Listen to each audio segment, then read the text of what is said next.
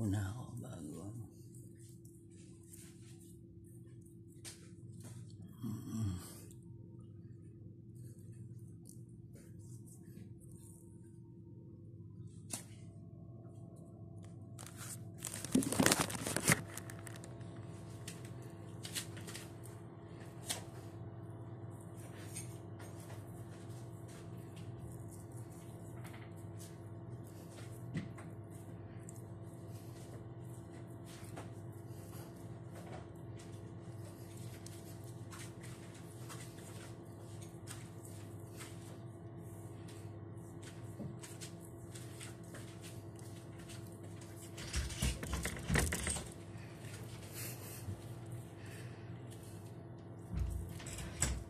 If you're not the one, then why does napakapalata, napasobra yung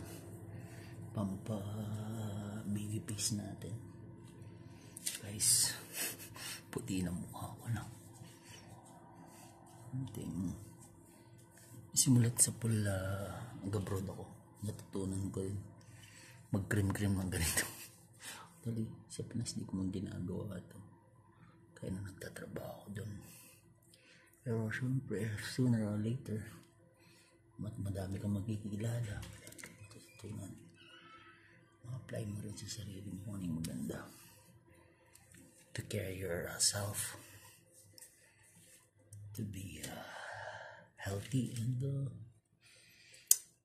really good. And nice looking good.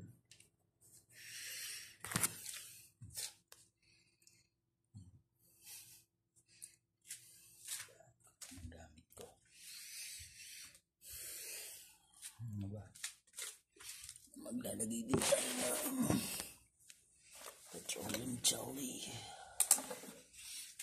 Kain pa sana ako ng saging, kaya lang busog na ako.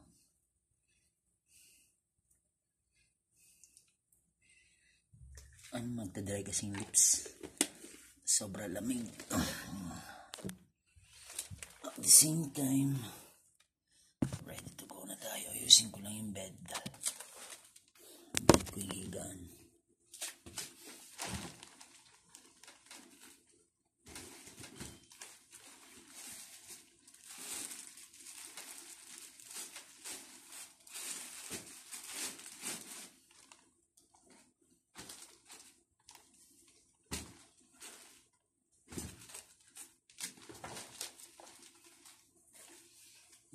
Inalisation.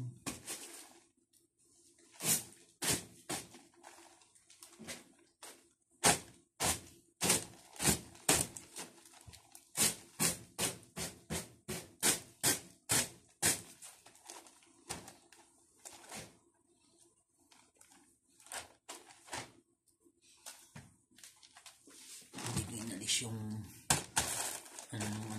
bed plastic kasi pag tag-init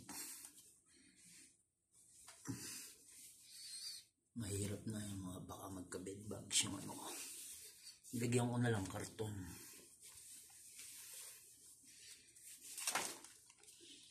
Malamig kasi din dito guys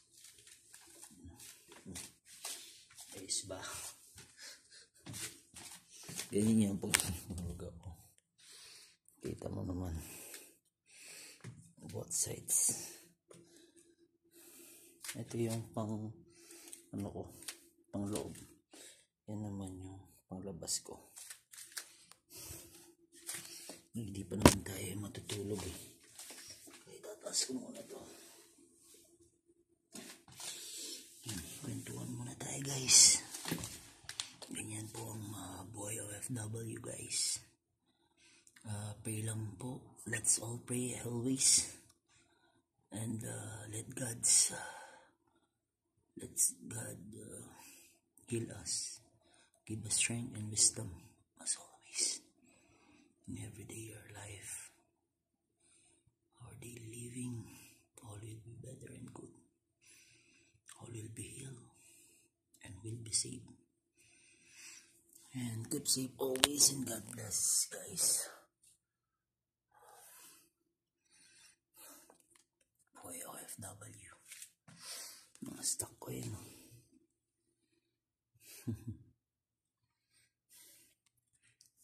Sa ilalim din may nalagay yung mga stock.